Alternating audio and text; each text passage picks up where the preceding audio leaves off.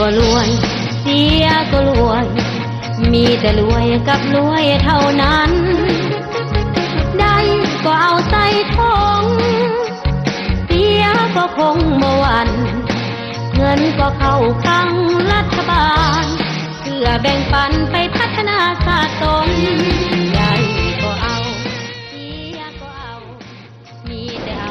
สบายดีท่านผู้ชมที่เคารพโทรทัศน์แห่งชาติลาวต้อนรับทางเข้าสู่การถ่ายทอดสดผลการออกเลขรางวัลหน่วยพัฒนาประจำงวดที่ 61 ออกวันศุกร์ที่ 8 พฤษภาคม 2026 ทำการออกพิธีสำนักงานใหญ่ของหลักสากิจหน่วยพัฒนาบ้านทองคำเมืองจันทบุรีนครหลวงเวียงจันทร์ท่านผู้ชมการออกเลขรางวัลหน่วยพัฒนาในงวดนี้จะทำการเลขรางวัลในเลขเสียง6โตพอครั้งเดียวมีผลถึงเลข5โต4โต3โต2โตและ1ตัวท้ายตามลำดับหลังจากที่ออกเลขเสียง6ตัวสำเร็จเป็นที่เรียบร้อยแล้วจะสืบต่อในการออกเลขสลับพัฒนา5/45ซึ่งจะทำการออกอยู่5ครั้งด้วยกันในการออกเลขรางวัลแต่ละครั้งก็มีคณะกรรมการจากทางภาครัฐเข้าร่วมเป็นสักขีพยานหลายภาคส่วนนอกจากนี้ยังมีคณะในการวิชาการของหลักสากิจหน่วยพัฒนาพร้อมด้วยมวลชนจำนวนหนึ่งก็ได้เกี่ยวเข้าร่วมเป็นสักขีพยานเพื่อแสดงให้เห็นถึงความโปร่งใสเสื่อมั่นใดในการเสี่ยงโชคแต่ละครั้งมื้อนี้ทานในที่เสี่ยงโชคอย่าลืมติดตามรับชมกับทุกขั้นตอนการออกเลขรางวัลอย่างละเอียดจากทีมงานถ่ายทอดสดโทรภาพแห่งชาติลาวและก็ขอให้การนั้นจงโชคดีที่เลขรางวัลการต่อไปนี้เชิญท่านที่ตามรับชมบรรยากาศสดของการออกเลขรางวัลประจำงวดที่ 61 ได้หน่วยพัฒนาเป็นของรัฐคุ้มครองตอบสนองเงินรางวัลบ่ปันผลถ้าทานถือได้รางวัลบ่พันปีนเป็นทรัพย์สินให้แก่รัฐพัฒนาสบายดีบรรดาทานที่รักแพงทุกทานในขณะนี้อยู่ที่บริษัทรัฐวิสาหกิจหน่วยพัฒนากำลังดำเนินการออกเลขรางวัลหน่วยพัฒนาประจำงวดที่ 61 ออกข้างวันที่ 8 เดือนพฤษภาคม ปี 2026 ในการออกเลขรางวัลในครั้งนี้แม้นจะได้ทำการออกเลขรางวัลหน่วยพัฒนาเลข6โตและสลากพัฒนา5/45จะได้รับเกียรติเข้าร่วมเพื่อเป็นสักขีพยานและปฏิบัติหน้าที่เหตุกิจกรรมการออกเลขรางวัลจากบรรดาคณะกรรมการคุ้มครองการออกเลขรางวัลโดยมีผู้ต่างหน้ามาจากภาคส่วนต่างๆคือดังนี้มีผู้ต่างหน้าจากห้องว่าการสภาแห่งชาติมีผู้ต่างหน้าจากกระทรวงยุติธรรมมีผู้ต่างหน้าจากศูนย์กลางแนวเราสร้างชาติมีผู้ต่างหน้าจากกระทรวงวัฒนธรรมและการท่องเที่ยวมีผู้ต่างหน้าจากห้องว่าการสำนักงานนายกรัฐมนตรีมีผู้ต่างหน้าจากกระทรวงป้องกันความสงบและมีผู้ต่างหน้าจากกระทรวงการเงินนอกจากนั้นเป็นเกียรติเข้าร่วมก็ยังมีคณะอำนวยการของบริษัทรัฐวิสาหกิจหน่วยพัฒนาและบรรดาแขกที่ได้รับการเชิญจำนวนหนึ่งเข้าร่วมติดตามการออกเลขรางวัลในครั้งนี้ฉะนั้นในโอกาสต่อไปเพื่อความรับประกันของอุปกรณ์และความโปร่งใสจึงขอเรียนเชิญบรรดาทานคณะกรรมการคุ้มครองการออกเลขรางวัลได้ให้เกียรติขึ้นปฏิบัติหน้าที่ทำการคัดเลือกติดชั่งน้ำหนักหน่วยบานและกดกาความพร้อมกับอุปกรณ์ที่จะนำใช้ในการออกเลขรางวัลแต่ละชนิดขอเรียนเชิญบรรดาทานคณะกรรมการคุ้มครองการออกเลขรางวัลจะได้ทำการกวดกาความพร้อมของอุปกรณ์ที่จะนำใช้ในการออกเลขรางวัลแต่ละชนิดซึ่งจะได้เริ่มจากอุปกรณ์หมายเลขเสียงประจำหลัก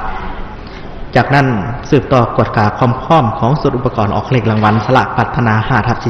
5/45พร้อมกันนั้นคณะกรรมการคุ้มครองการออกเลขรางวัลจะได้ทำการติดชั่งน้ำหนักเพื่อคัดเลือกเอาหน่วยบานที่มีน้ำหนักเท่ากันทุกหน่วยไปจัดเรียงไว้อยู่บนน้องฮับทางด้านนอกเพื่อบรรจุใส่แต่ละหน่วยตุ้มให้ครบหน่วยตุ้มละ10หน่วยบานสลากพัฒนา5/45แม่นผลิตภัณฑ์ของบริษัทรัฐวิสาหกิจหน่วยพัฒนามีหมายเลข01หาหมายเลข45ประกอบเป็น45หน่วยบานนำใส่ในการเสี่ยงเอา5หน่วยบานมาเป็นผลการออกเลขรางวัลการเสี่ยงโชคเสี่ยงรางวัลแมนซื้อหาหมายเลขมูลค่า 1,000 กีบต่อ1เกมสามารถลุ้นได้5รางวัลคือรางวัลที่1มูลค่ารางวัลต่ำสุด1ตื้อกีบถ้ามีเงินรางวัลสะสมแม่นจะได้บวกเพิ่มรางวัลที่2รางวัลละ5ล้านกีบรางวัลที่3รางวัลละ200,000 กีบรางวัลที่4รางวัลละ20,000 กีบ และรางวัลพิเศษรางวัลละ10 ล้านกีบการเบิกจ่ายรางวัลสลากพัฒนา5/45 1 เกมเสียงแม่นใจรางวัลเดียวเท่านั้นบ่จ่ายซ้ำซ้อนผู้ที่สนใจในการเสี่ยงโชคชิงรางวัลสลากพัฒนา5/45 สามารถซื้อผ่านค้นขายหวยแฮปปี้และซื้อผ่านแอปแฮปปี้545ด้วยความสมัครใจ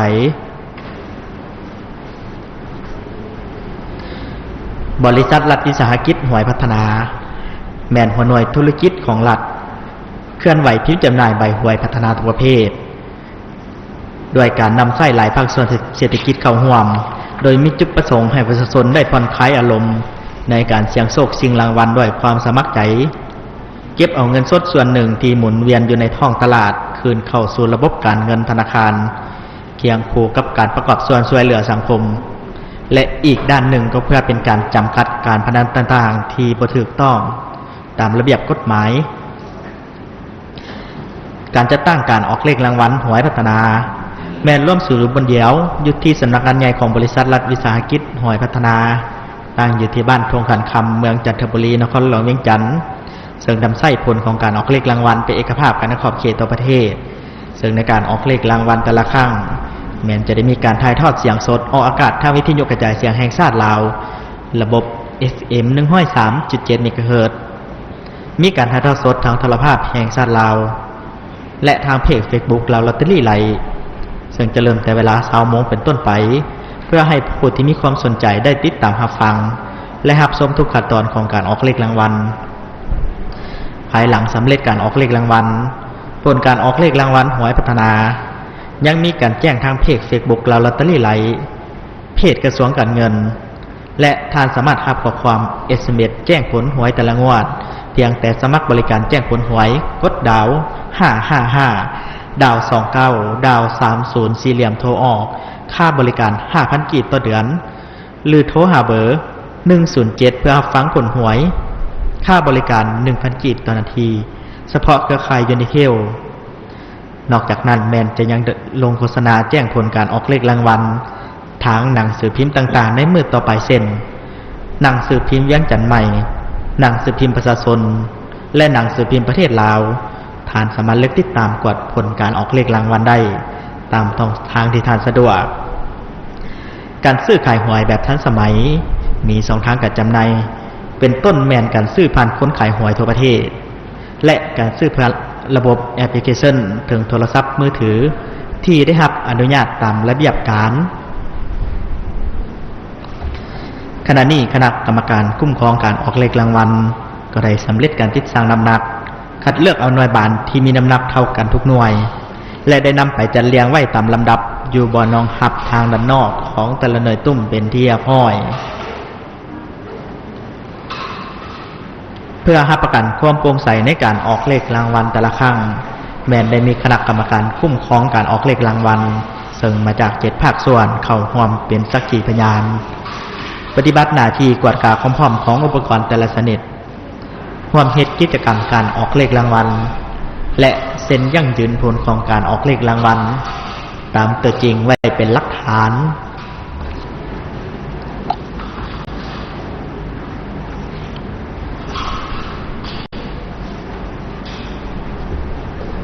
และในขณะนี้การกวดกาความพร้อมของเครื่องมืออุปกรณ์ที่จะนำใช้ในการออกเลขรางวัลแต่ละชนิดก็ได้สำเร็จเป็นที่เรียบร้อยลำดับต่อไปขอเชิญพนักงานถือขันเลขบัตรได้ออกมาประจำหน้าที่ขอเชิญพนักงานออกเลขรางวัลได้ออกมาจกเสียงเลขบัตรที่อยู่ในขันเป็นครั้งที่1ได้แก่บัตรหมายเลข2ขอเชิญพนักงานออกเลขรางวัลได้ออกมาจกเสียงเลขบัตรที่อยู่ในขันเป็นครั้งที่2ได้แก่บัตรหมายเลข1ขอเชิญพนักงานออกเลขรางวัลได้ออกมาจกเสียงเลขบัตรที่อยู่ในขันเป็นครั้งที่3ได้แก่บัตรหมายเลข4ขอเชิญพนักงานออกเลขรางวัลได้ออกมาจกเสียงเลขบัตรที่อยู่ในขันเป็นครั้งที่4ได้แก่บัตรหมายเลข3ขอเชิญพนักงานออกเลขรางวัลได้ออกมาจกเสียงเลขบัตรที่อยู่ในขันเป็นครั้งที่5ได้แก่บัตรหมายเลข5และขอเชิญพนักงานออกเลขรางวัลได้ออกมาจกเสียงเลขบัตรที่อยู่ในขันเป็นครั้งที่6ซึ่งเป็นครั้งสุดท้ายได้แก่บัตรหมายเลข6 นักงานออกเลขรางวัลแม่นจะได้ขึ้นไปประจำหน้าที่อยู่แต่ละหน่วยตุ้มตามหมายเลขบัตรที่ตนเองจกเสียงได้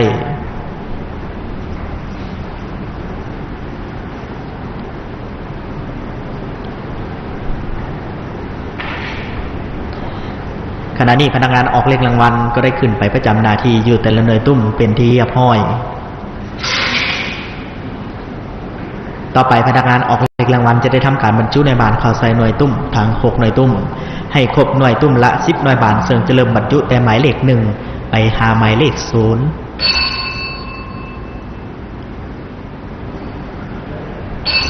หน่วยที่1หมายเลข1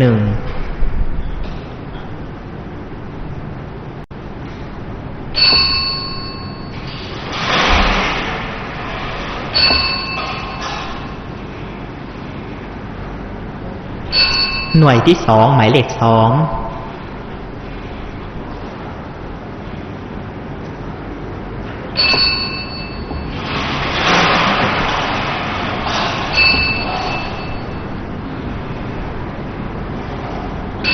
หน่วยที่3หมายเลข3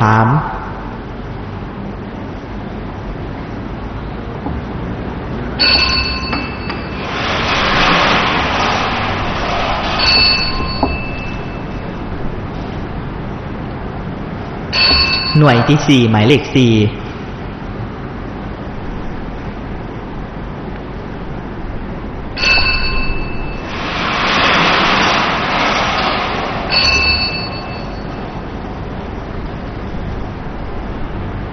หน่วยที่5หมายเลข5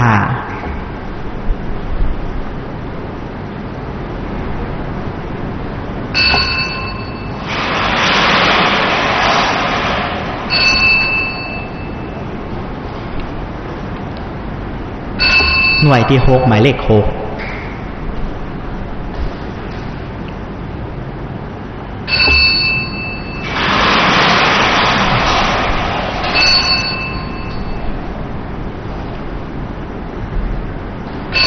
หน่วยที่7หมายเลข7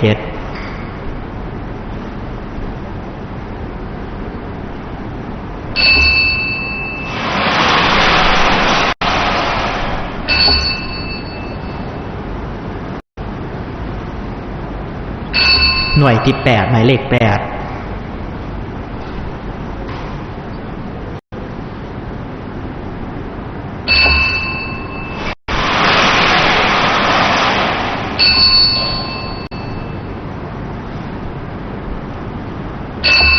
หน่วยที่9หมายเลข9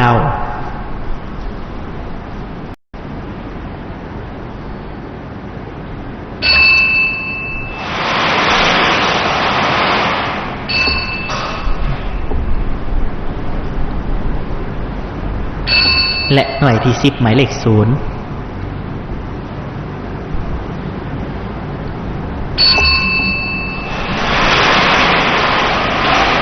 การบรรจุหน่วยบานเข้าใส่หน่วยตุ้มทั้ง6หน่วยตุ้มก็ได้ครบหน่วยตุ้มละ10หน่วยบานเป็นที่เรียบร้อยต่อไปพนักงานออกเลขรางวัลจะได้ทำการหมุนหน่วยตุ้มทั้ง6หน่วยตุ้มไปพร้อมๆกันเป็นครั้งที่1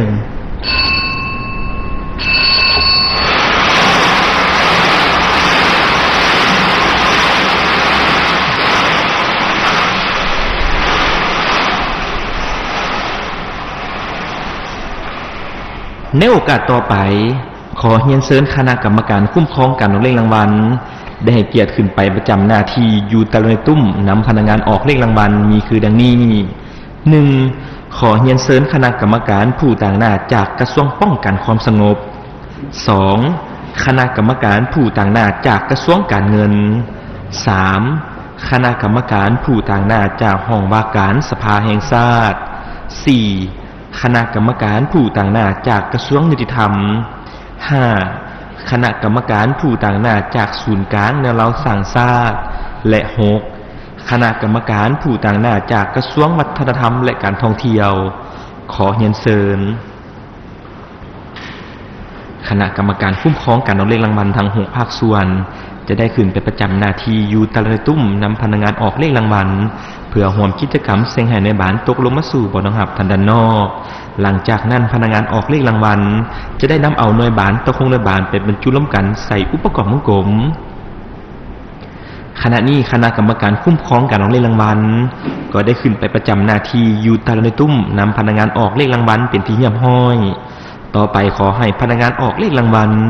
หมุนหน่วยตุ้มต่อ6หน่วยตุ้มไปพร้อมๆกันอีกเป็นครั้งที่2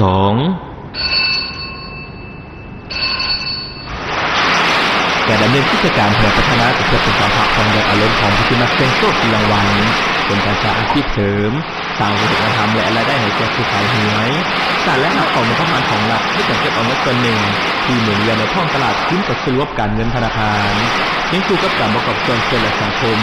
และด้านหนึ่งก็เพื่อเป็นการกำจัดสถานการณ์ต่างๆที่บ่ถูกต้องตามระเบียบกฎหมาย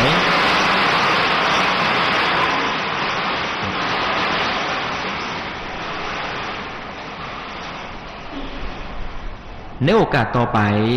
ขอเรียนเชิญคณะกรรมการคุ้มครองการออกเลขรางวัลได้กดเสียงให้หน่วยบานตกลงมาสู่บ่อน้องหับทางด้านนอกหน่วยตุ้มละ1หน่วยบานขอเรียนเชิญ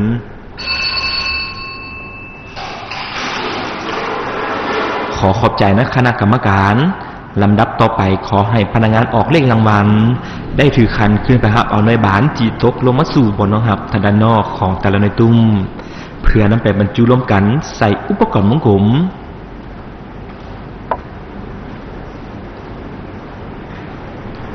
หน่วยที่1หน่วยที่2หน่วยที่3หน่วยที่4หน่วยที่5และหน่วยที่6ต่อไปพนักงานออกเลขรางวัลจะได้ทำการบรรจุในบานเข้าใส่อุปกรณ์มงคล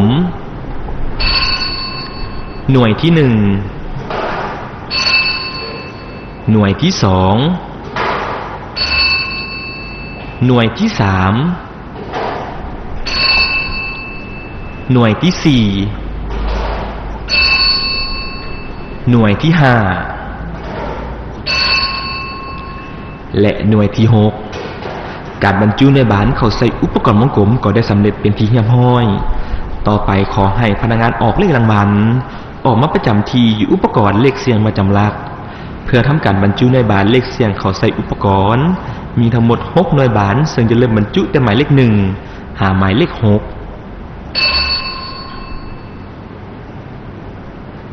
หน่วยที่1หมายเลข1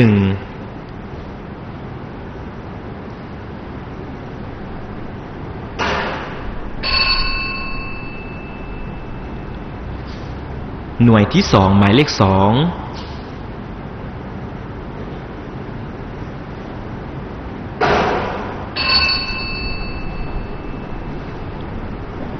หน่วยที่3หมายเลข3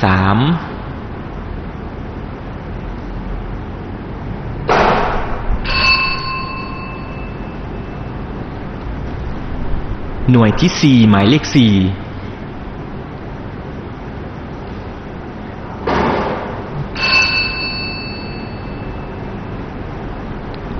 หน่วยที่5หมายเลข5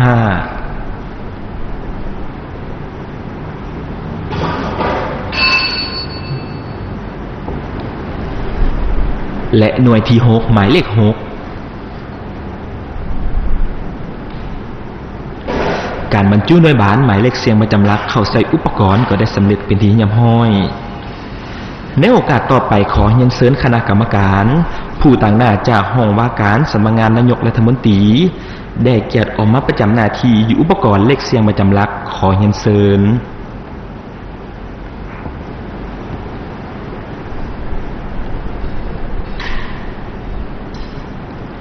ต่อไปขอให้พนักงานออกเลขรางวัลหมุนอุปกรณ์เลขเสียงประจำหลักเป็นครั้งที่1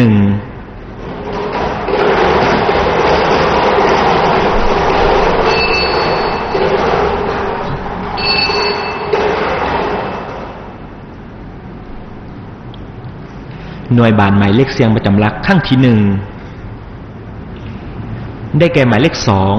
ขอเชิญพนักงานออกเลขรางวัลที่ประจำอยู่ในตุ้มหมายเลข2พร้อมทั้งคณะกรรมการ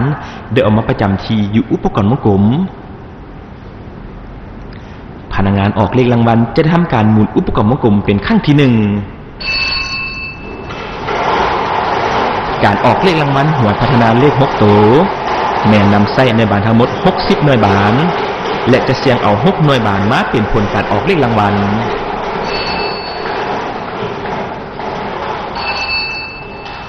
ขอเข้าใจน้ำคณะกรรมการขอให้พนักงานออกเลขรางวัลได้จับเอาหน่วยบานและนำไปวางไว้อยู่บนห้องหับอยู่ที่ตำแหน่งหลักหมื่น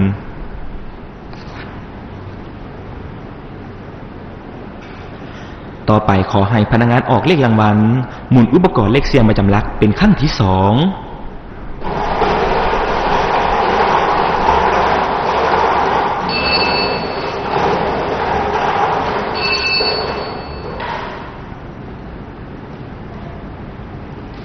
หน่วยบานหมายเลขเสียงประจำหลักขั้นที่2ได้แก่หมายเลข6ขอเชิญพนักงานออกเลขรางวัลที่ประจำอยู่ในตุ้มหมายเลข6พร้อมทั้งคณะกรรมการได้ออกมาประจำที่อยู่อุปกรณ์วงกลมพนักงานออกเลขรางวัลจะได้ทำการหมุนอุปกรณ์วงกลมเป็นขั้นที่2การจัดตั้งการออกเลขรางวัลหวยพัฒนาแม้ล้มศูนย์อยู่บอนเดียวอยู่ที่บริษัทรัฐวิสาหกิจหวยพัฒนาซึ่งจะนำใช้ผลการออกเลขรางวัลเป็นเอกภาพกันในขอบเขตทั่วประเทศ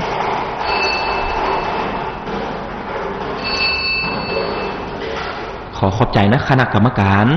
ขอให้พนักงานออกเลขรางวัลได้จับเอาหน่วยบานและนำไปวางไว้บนห้องหับอยู่ที่ตำแหน่งหลักหน่วย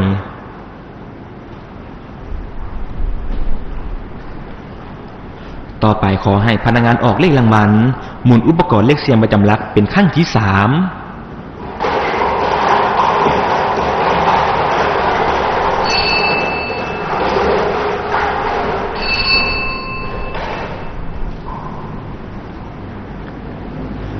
หน่วยบานหมายเลขเสียงประจำหลักขั้นที่3ได้แก่หมายเลข3ขอเชิญพนักงานออกเลขรางวัลที่ประจำอยู่ในตุ้มหมายเลข3พร้อมทั้งคณะกรรมการได้ออกมาประจำที่อยู่อุปกรณ์วงกลมพนักงานออกเลขรางวัลจะได้ทำการหมุนอุปกรณ์วงกลมเป็นขั้นที่3การออกเลขรางวัลหวยพัฒนาเลข6ตัวเพียงขั้นเดียวแมนจะได้รับผลทั้งเลข5ตัวเลข4ตัวเลข3ตัวเลข2ตัวและเลข1ตัวท้าย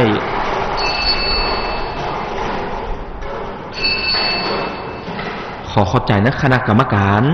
ขอให้พนักงานออกเลขรางวัลได้จับเอาหน่วยบานและนำไปวางไว้บนห้องหับอยู่ที่ตำแหน่งหลักพันต่อไปขอให้พนักงานออกเลขรางวัลหมุนอุปกรณ์เลขเสียงประจำหลักเป็นขั้นที่4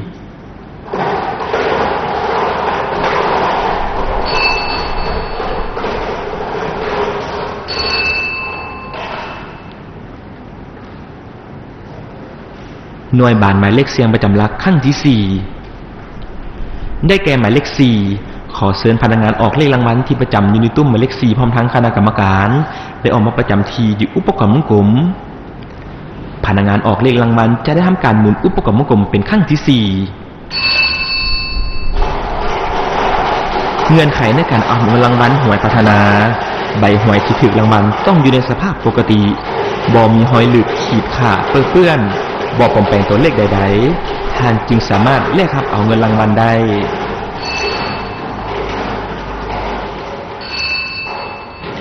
ขอขอบใจนะคณะกรรมการขอให้พนักงานออกเลขรางวัลได้จับเอาหน่วยบานและนำไปวางไว้บนห้องหับอยู่ที่ตำแหน่งหลักห้อยต่อไปขอให้พนักงานออกเลขรางวัล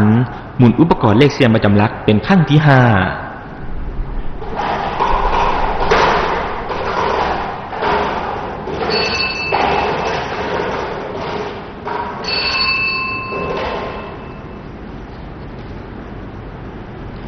หน่วยบานหมายเลขเสียงประจำหลักขั้นที่5ได้แก่หมายเลข5ขอเชิญพนักงานออกเลขรางวัลที่ประจำอยู่ในตุ้มหมายเลข5พร้อมทั้งคณะกรรมการได้ออกมาประจำที่อยู่อุปกรณ์วงกลมพนักงานออกเลขรางวัลจะได้ทำการหมุนอุปกรณ์วงกลมเป็นขั้นที่5เพื่อให้ประกันความโปร่งใสในการออกเลขรางวัลแต่ละครั้งไม่ได้รับเกียรติเข้าร่วมเพื่อเป็นสักขีพยานและปฏิบัติหน้าที่เหตุกิจกรรมจากบรรดาคณะกรรมการคุ้มครองการออกเลขรางวัลทาง7ภาคส่วน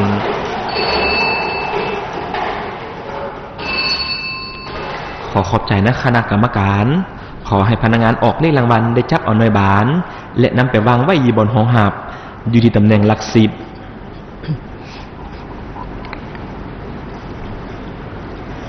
และต่อไปขอเรียนเชิญคณะกรรมการเสียงหน่วยบานหมายเลขประจำหลักเป็นครั้งที่6ซึ่งเป็นครั้งสุดท้ายขอเรียนเชิญขอขอบใจนะคณะกรรมการและหน่วยบานหมายเลขเสียงประจำหลักครั้งที่6ได้แก่หมายเลข1ขอเชิญพนักงานออกเลขรางวัลที่ประจำยูนิตุ้มหมายเลข1พร้อมทั้งคณะกรรมการได้ออกมาประจำที่อยู่อุปกรณ์วงกลมในโอกาสต่อไปขอเรียนเชิญคณะกรรมการได้ย่อขันยกเพื่อให้หน่วยบานตกลงมาสู่บ่อน้ำหับทางด้านนอกขอเรียนเชิญ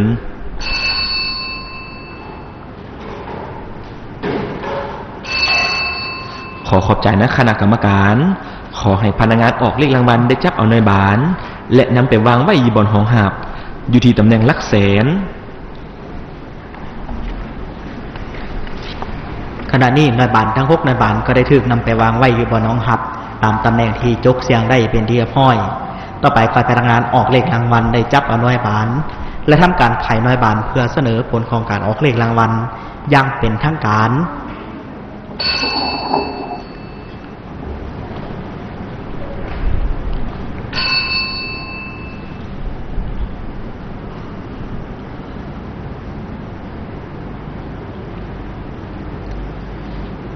ในเวลานี้พร้อมแล้วที่จะประกาศผลการออกเลขรางวัลให้บรรดาทานรับทราบผลการออกเลขรางวัลหวยพัฒนาประจำงวดที่61ออกข้างวันที่8เดือนพฤษภาคมปี2016รางวัลเลข6โตวเลขที่ออกได้แก่หมายเลข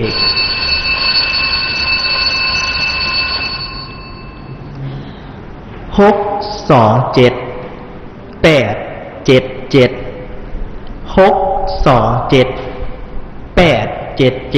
เลข5ตัวได้แก่หมายเลข27877เลข4ตัวได้แก่หมายเลข7877เลข3ตัวได้แก่หมายเลข877เลข2ตัวได้แก่หมายเลข77และเลข1ตัวท้ายได้แก่หมายเลข7หมายเลข7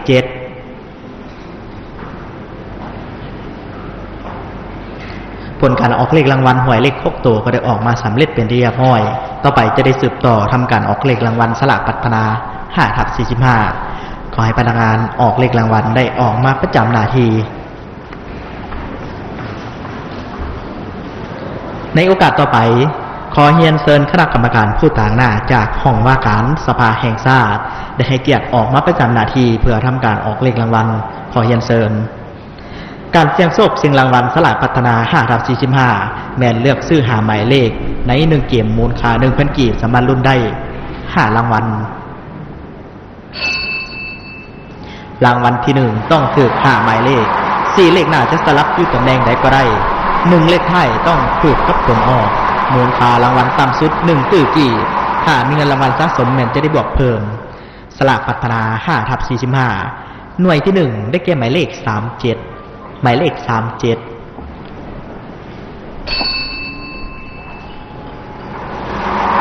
รางวัลที่2ต้องถูก4หมายเลข3เลขหน้าจะสลับอยู่ตำแหน่งใดก็ได้1เลขท้ายต้องถูกกับผลออกรางวัลละ5ล้านกีบหน่วยที่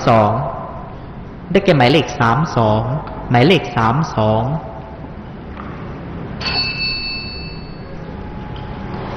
รางวัลที่3ต้องถูก3หมายเลข2เลขหน้าจะสลับอยู่ตำแหน่งใดก็ได้1เลขท้ายต้องถูกกับผลออกรางวัลละ 200,000 กีบหน่วยที่3ได้แก่หมายเลข26หมายเลข26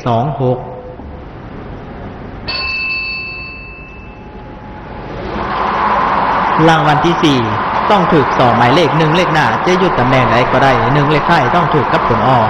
รางวัลละ 20,000 กีบหน่วยที่4ได้แก่หมายเลข44หมายเลข44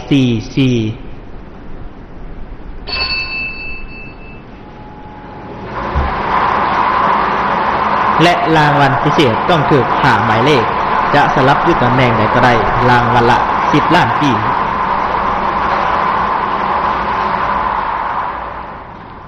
และหน่วยที่5ได้แก่หมายเลข40หมายเลข40ขอขอบใจน้ำคณะกรรมการการออกเลขรางวัลสลากพัฒนา5/45ก็ได้สำเร็จเป็นที่เรียบร้อยต่อไปแมนจะได้ทวนคืนผลของการออกเลขรางวัลให้ประธานแฮวทราบอีกครั้ง ผลการออกเลขรางวัลหวยพัฒนาประจำงวดที่61ออกข้างวันที่8เดือนพฤษภาคมปี2026รางวัลเลข6ตัวได้แก่หมายเลข627 877 627 877เลข5ตัวได้แก่หมายเลข27 877 27 877เลข4ตัวได้แก่หมายเลข7877 78 ท่านผู้ชมที่เคารพขณะนี้ทางไว้ที่ตามรับชมการถ่ายทอดสดผลการออกเลขรางวัลหวยพัฒนาประจำงวดที่61ในมื้อนี้ระดมเพลิงคือพันได้รับทราบกันเป็นอีกครั้งหนึ่งกับผลการออกเลขรางวัลในลิเซีย